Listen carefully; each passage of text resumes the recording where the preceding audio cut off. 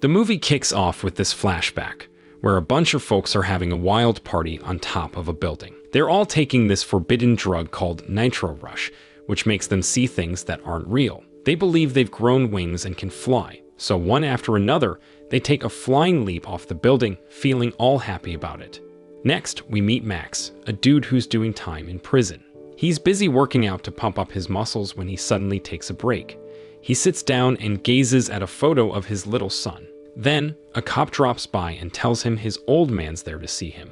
Max hurries over to where his dad, Meg, is waiting. When they meet, Meg hands Max a birthday gift, a book, and a recent photo of Max's son, Theo. He mentions how Theo hasn't been home lately and hasn't been in touch either. Later in the day, Max is lost in thought, reminiscing about his family. All of a sudden, some other prisoners show up and bother him. Max doesn't waste a second and gives them a beating until they back off. Meanwhile, there are these two young hackers, Charlie and Theo. They're keeping an eye on some scientists doing research, breaking into this shady lab's website. But the police are onto them because they've been pulling off online scams too. The next day, they heard on the morning news that they got arrested. The news said that only their boss, a guy named Avocat, was caught by the police. But Theo and Charlie got released with special supervision because they were still teenagers. Meg, who was busy making a cup of coffee, accidentally caught the news on TV. Right away, he rushed over to the police station to get Theo out. When they got back home, he gave Theo a piece of his mind and some advice. But Theo didn't pay much attention. He said what he did wasn't as bad as his dad's because Max had spent decades in prison. Then he stormed into his room, slammed the door, and after a while, decided to sneak out through the window to where he used to work. Meanwhile, Max, who was still behind bars, got a visit from a cop. They asked him to meet someone in a room upstairs. So he went there with handcuffs on and sat, waiting for this person. Before too long, the head honcho of the police showed up. She whipped out a picture of this guy named Avocat, and Max recognized him right away. Avocat was the guy who'd sold illegal hearts to Max's wife. But that operation had gone south and Max's wife had sadly passed away. Then the police chief took out a bottle with some weird liquid from a box. This liquid was a brand new illegal drug called nitro rush. If you took it, you'd go bonkers and start imagining you had wings. The details of this case were hush-hush, but the cops suspected Avocat and his crew were behind the drug. They were on the hunt for the person cooking up nitro rush, since Avocat was already locked up in this prison. When Max heard all this, he didn't really care about helping them. But then the police chief dropped a bombshell. Max's son, Theo, had joined Avocat's gang. She showed Max a picture of Theo getting arrested. That got to Max, and he reluctantly agreed to help. Max was all stirred up when he got the news. He wasted no time and went straight to find Avocat, who was in the same slammer. As soon as he faced Avocat, he let loose and even took a swing at one of Avocat's lackeys. He also warned Avocat that if he cared about staying alive, he'd better keep Max's son out of illegal stuff. A cop tried to break it up, but Max used him as a bargaining chip to make his escape. Max tried to make a run for it, and several cops chased after him. He managed to get to the roof of the building and jumped down to get away. Outside the prison, Max ran into a cop in a car, aiming a gun at him. Quick-thinking Max grabbed the cop's gun and hijacked his ride for a getaway. Then he rushed to his dad's place to find Theo.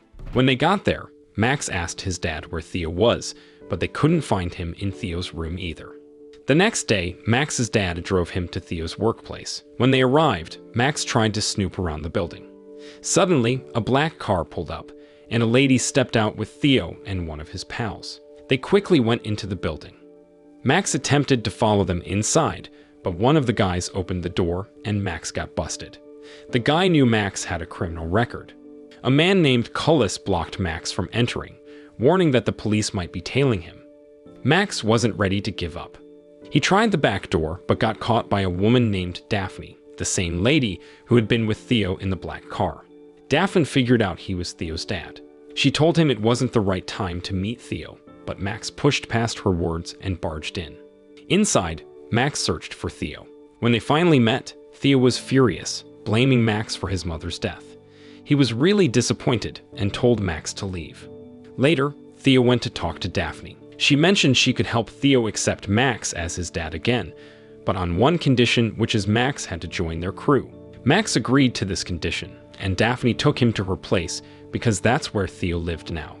On the flip side, Theo and Charlie were out in a field. Charlie told Theo that he should respect his dad's efforts to break out of prison just to see him. He urged Theo to appreciate what his dad had done.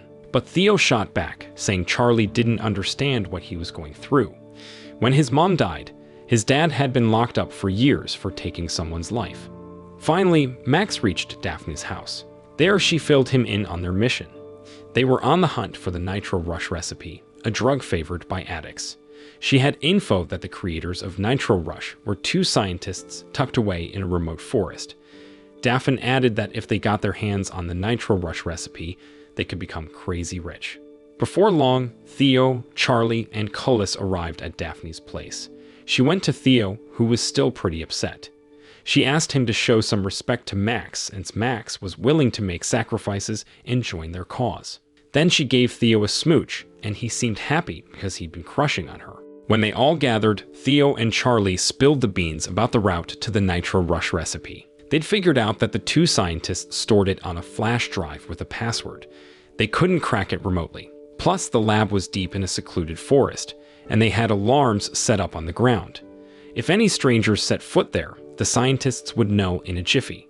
Max got his thinking cap on right away and came up with a plan to get into the lab without touching the ground. He told Daphne he needed a practice run to make it happen, and she gave him the green light. The next morning, they began with some hanging exercises, like playing on a zip line. This helped them figure out how to enter the lab without ever setting foot on the ground. Then Max asked Daphne to beef up their car because it couldn't handle the tough forest terrain. He took the car to Hubert's place to get the engine upgraded. While waiting for the car to be ready, they practiced shooting. Later on, Max offered Theo a chance to drive Hubert's fancy sports car. But their relationship, which had been getting better, took a nosedive once more. Theo suddenly remembered how Max had failed to take care of his mom in the past. Max countered, saying that wasn't true, and he would have even given his life for her. Afterward, Max advised Theo not to get too close to Daphne, because he believed she was just playing around and using him. Theo heard this but didn't seem to care and walked away. Unbeknownst to Max and Theo, Cullis had recorded their conversation. He quickly sent the video to Avocat using his phone and instructed Cullis to keep an eye on them. Late into the night, Max found it hard to fall asleep. Out of the blue, Daphne showed up and started teasing him. She kept poking fun at him, thinking he couldn't sleep because he was thinking about something else. Max promptly turned down her advances because he knew his son had feelings for Daphne. Little did they know, Theo was watching them through the CCTV screen. This left him feeling disappointed because the woman he cared about seemed more interested in his father. The next day, they got ready to head to the lab. But as they were about to leave, Cullis appeared to be sampling the Nitro Rush liquid. When they reached the forest, they decided to leave him and Charlie behind to keep an eye on the car. Meanwhile, Max, Theo, and Daphne made their way to the lab. Meanwhile, two scientists named Chemistic and Resin stepped out of the lab to grab some breakfast. In the meantime, Max wasted no time and sneaked into the lab using a zip line, reaching the lab's rooftops successfully. However, things took a bit of a turn when Theo tried to use the zip line too. His cell phone slipped from his grasp and nearly hit the ground, causing Max to urge him to leave the phone behind due to the danger it posed. Once they were inside the lab, Theo swiftly transferred data from the scientist's computer onto his flash drive. At the same time, Cullis, whose emotions were all over the place because of the nitrogen rush liquid, made a reckless move. He hopped in his car and drove toward the lab with the intention to crash into it. A worried Charlie quickly got in touch with Daphne and alerted her that Cullis was behind the wheel, heading straight for the lab. So, they made a hasty escape. Cullis's careless actions tipped off the scientists that someone had infiltrated their lab. They rushed back to the lab to catch the intruders. Cullis's car eventually arrived at the lab, and he demanded the concoction from Daphne. Before long, the two scientists returned and opened fire, launching an attack on them. Max wasted no time and urged everyone to hop into the car. He slammed the gas pedal and sped away, but the two scientists weren't about to back down. They quickly gave chase. Thanks to Max's driving skills, they eventually managed to outpace their pursuers. Max drove them all the way to his dad's house. Meanwhile, the two scientists headed back to their lab. Upon returning, they were shocked to discover that Max and his crew had swiped their Nitro Rush concoction. By chance, they stumbled upon Theo's dropped cell phone from earlier in the day, which they could use to track their location. Max and his gang had reached Meg's house by then. Collis contacted Avocat through a video call, informing him that the Nitro Rush had been stolen. He demanded Daphne hand over the formula on a flash drive, but she refused.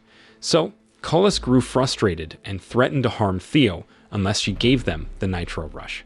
However, to their surprise, Theo had secretly changed the flash drive's password without anyone noticing. With this revelation, Collis couldn't harm Theo either. Then Avocat ordered Collis to eliminate Daphne since she was now useless to him. As he moved in to attack her, the scientists, who had managed to track them down, arrived. They launched an assault on Meg's house armed with rifles. Max quickly took cover to protect himself and fought back by striking them. He broke through the door from inside and leaped at them, but the two scientists fought back, pushing him to the ground once more. Seeing the intense struggle, Daphne rushed out of the house to assist Max. She slapped one of the scientists right in the face with her bare hand. Max, who managed to get back on his feet, promptly pummeled Resin until he couldn't put up a fight anymore. Meanwhile, Daphne, who had attacked one of the scientists, found herself in a tight spot, with one of them choking her. Fortunately, she stumbled upon a rifle as she fell, which she could use against them. Right when Daphne was on the brink of shooting one of the scientists, Max yelled at her to spare his life. She heeded his words and merely shot the scientist in the leg to prevent him from escaping. Daphne, who had taken some hits during the brawl, finally collapsed to the ground, unconscious. Suddenly, the police arrived at Meg's house in a helicopter. They rushed to help Daphne and apprehended all the criminals. Max explained to Theo that all of this had been part of a plan. It all began with his escape from prison and the theft of the Nitro Rush formula. This had been carried out with the approval of the police chief, who had authority over Max's prison. They believed that everything Max did was for the greater good of the police and to steer Theo away from a dangerous path. Then Max asked Theo to hand over the flash drive to the police, but Theo dropped a bombshell, revealing that he had deleted the Nitro Rush recipe from the flash drive. It turned out he hadn't actually copied and pasted the formula onto his flash drive all along. Instead, he had directly deleted it from the scientists' computers while they were deep in the forest. Theo did this to make sure that the Nitro Rush recipe would never see the light of day, keeping it safe and hidden from the world. In short, Max found himself back in prison a few days later. Once there, the police chief summoned him to her office. She informed Max that his family's identity had been exposed once more. She then assigned Max the task of looking after his family, a responsibility he willingly accepted. And that's how the movie came to an end. So the moral of the story is, when trying to keep your family out of trouble, don't forget to double check if they've secretly become world-class hackers with a knack for deleting dangerous recipes.